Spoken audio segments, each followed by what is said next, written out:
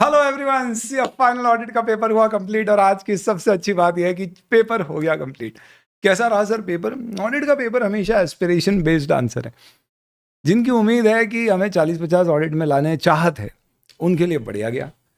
जिनको है कि नहीं यार बहुत स्कोर करना था, उनके लिए ऑडिट कभी भी is not one of the paper which will really satisfy them too much. So in that sense paper में अगर आप एनालाइज करोगे तो 18 मार्क का एथिक्स पूछा गया, which is obviously one of those chapters जहाँ पे मगिंग अप कम है, कंफर्टेबली सारे स्टूडेंट्स का हो जाता है और हम इस पर फोकस भी काफ़ी सभी करते हैं। उस सेंस में अगर आप देखो तो 18 मार्क के डिस्क्रिप्टिव और 6 मार्क के एमसीक्यू 24 मार्क्स सिर्फ एथिक्स से आ गए। This really helped to achieve that target of 40+ which is the best target. Second, CARO में आप देखें तो यू विल फाइंड 8 मार्क के कारो के क्वेश्चंस थे और चैप्टर 7 से रिलेटेड टोटल एमसीक्यूज डिस्क्रिप्टिव मिला के 14 मार्क्स के क्वेश्चन थे। तो जिन्होंने भी कारो पे अच्छा फोकस किया होगा, अपन क्लास में 3 घंटे के लेक्चर्स कारो के ऊपर रखते हैं, जिसका यूजेज आज आपको समझ में आ गया। तो ये भी आपने एमसीक्यू इसके बड़े इंटरेस्टिंग थे। अगर आपने कॉन्सेप्चुअली पढ़ा है ऐसे 70156 और कारो, तो आप बड़े आसानी से उसे सॉल्व कर पाओगे। तो ये 14 मार्क भी काफ़ी डुएबल थे 4 मार्क के एमसीक्यूज और डिस्क्रिप्टिव क्वेश्चंस मिला के। इसके अलावा सरप्राइजिंगली एक 2410 के ऊपर 9 मार्क के क्वेश्चंस थे, 1 रिटर्न रिप्रेजेंटेशन एंड 1 ऑब्जेक्टिव। और ये डेफिनेटली एक थ्योरी टॉपिक है। हालांकि ऑब्जेक्टिव वाला मैंने स्पेसिफिकली कहा था स्पेशल चैप्टर में, सब में objective, acceptability of the framework, procedures और रिपोर्टिंग, 3 चीज़ों पर फोकस करना। तो उस सेंस में आप देखोगे तो 800 सीरीज का भी जो क्वेश्चन आया था दैट वाज आल्सो 810 प्रोसीजर्स से रिलेटेड था, समरी फाइनेंशियल स्टेटमेंट का। तो इस सेंस में क्योंकि पेपर में comfortable chapters and the ones which are usually important से अच्छा खासा वेटेज था पेपर का, वो वाले चैप्टर्स जहाँ पे बहुत ज़्यादा मगिंग अप है, जो अपन ने एबीसी डिस्कशन किया था। एक इंटरेस्टिंग चीज़ हुई दोस्तों, अपन ने एक एबीसी जो शेयर किया था एग्जाम से पहले, और इनफैक्ट आपके 1.5 डेज रिवीजन में मैंने जो एक वीडियो शेयर किया था सितंबर 25 की एग्जाम में, अपन ने जो सोचा था ये चीज़ें इंपॉर्टेंट है, काफ़ी सारा पेपर, ऑलमोस्ट 90% पेपर उन इंपॉर्टेंट चीज़ों से कवर होता हुआ है। सर क्या बात है, ये प्रिडिक्शन नहीं बेटा। अगर कोई भी ये एक्सपेक्ट कर रहा है कि यार ये इंपॉर्टेंट चीज़ है और पेपर वैसा आ रहा है, इसका मतलब कि इंस्टीट्यूट ने मोरलेस पैटर्न जिस तरह का उनके पास पेपर्स एमटीपीज आरटीपीज में आ रहा है वैसा फॉलो किया, तो इसलिए पेपर थोड़ा कंफर्टेबल हो जाता है। बट ऐसा नहीं है कि ऑडिट के पेपर में कैसा है, हमेशा इतना सारा कंटेंट है, वहाँ पे रिलेट करना, टाइम मैनेज करना, वहाँ की लेंथ, एमसीक्यू में थोड़ा सा ऊपर नीचे हो जाना, मिक्स ऑफ द क्वेश्चंस की 2 क्वेश्चन बहुत अच्छे से आते हैं, एक क्वेश्चन के 2 पार्ट बहुत अच्छे से आते हैं, एक कम अच्छे से आता है। तो इस कारण से ओवरऑल एक्सपीरियंस ज़रूरी नहीं है कि अपना वाव वाला फीलिंग आता है ऑडिट का पेपर देखे। But yes, nevertheless still because the paper was from the expected pattern and very much. आप देखो एबीसी में यहाँ पे इनफैक्ट जो चीज़ें मैंने इंपॉर्टेंट कही थी उनको क्या उनमें से क्वेश्चन आए, तो वो सब मैंने यहाँ पर बोल्ड में ऐसे मार्क करें। और जहाँ जहाँ पे भी अपन ने हर चैप्टर में देखा था इनफैक्ट कि यहाँ पे ये इंपॉर्टेंट है नहीं है, उस तरह की चीज़ें हैं जो मैं कह रहा था। Theory chapters, chapter number 16, 17 heavy theory, इनमें आप देखिए क्वेश्चंस 17 में पूछा ही नहीं। एक क्वेश्चन इन्वेस्टिगेशन का था जिसमें ऑप्शनल में था एथिक्स और उसके, तो ऑब्वियसली सभी ने एथिक्स का किया होगा। इंटरनल ऑडिट पे क्वेश्चन नहीं था। देन इसके अलावा बैंक ऑडिट बहुत बड़ा थ्योरी चैप्टर है और मैंने सजेस्ट किया था कि भैया छोड़ना मत, अच्छे से करना, क्योंकि एमसीक्यू आते हैं और उस पर एमसीक्यू भी आया। और मैंने कहा कि आपको डिस्क्रिप्टिव में अगर सिलेक्टिव करना है तो एडवांसेस कैपिटल इन पे फोकस कर लेना, और एडवांसेस पे क्वेश्चन आया था। सिमिलरली एनबीएफसी वी सेट की एमसीक्यू ट्रिकी आ सकता है and we had 1 MCQ tricky. Descriptive मैंने कहा था दोनों में से एक पे आता है, तो एक में आया, बैंक ऑडिट पे आया, एनबीएफसी पे नहीं आया। पीएसयू में थ्योरी चैप्टर था, ओवरव्यू बेस का था, मतलब टाइप्स ऑफ पीएसयू ऑडिट, अगर आपको सिलेक्टिव करना है तो ये टॉपिक्स कर लेना, उसी से क्वेश्चन आया। तो पेपर वाज अमंग्स और out of the predictable pattern. Paper अपन as such there is no point, हो गया ऑडिट का पेपर, यही अपने आप में बहुत बड़ा अचीवमेंट है, there is no point as such discussing the paper. But yes, questions का अगर अपन एक मिक्स देखें डिस्क्रिप्टिव क्वेश्चंस के ऊपर, अगर अपन पर से फोकस करें तो देखो पैटर्न कैसा रहा। पहला वाला क्वेश्चन आपका SQC1 engagement quality control review which is marked as an important topic, बार बार आता है, आप एबीसी में भी देखोगे तो उससे रिलेटेड था।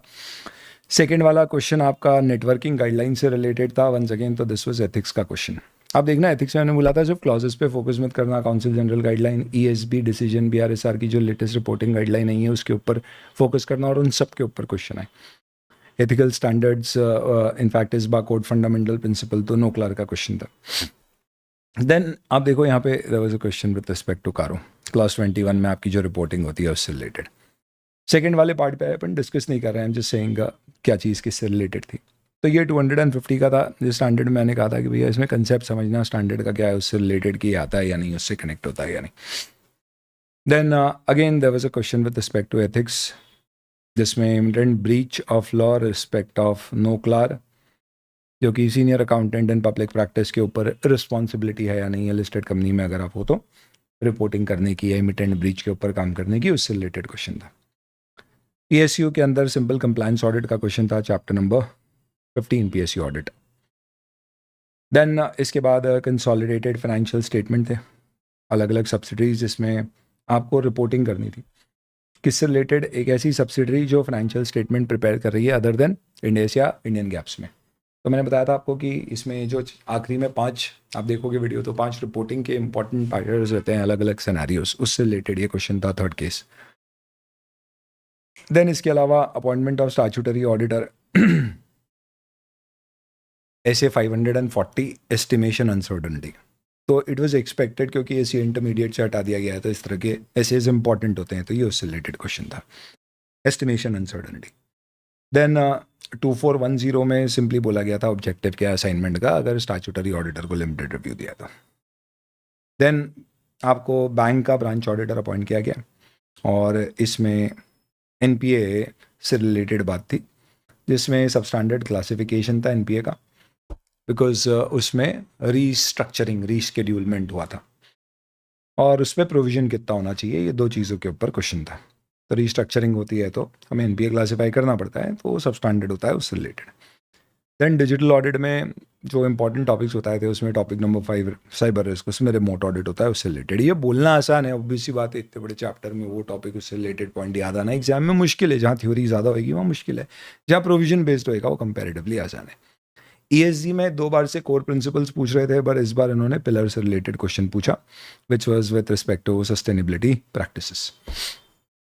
Then abridged financial statement, summary financial statements है, इस तरह का क्वेश्चन है भी क्वेश्चन बैंक में, उससे रिलेटेड आपके ऑडिट प्रोसीजर्स सॉरी ओपिनियन क्या होगा उससे रिलेटेड पॉइंट है।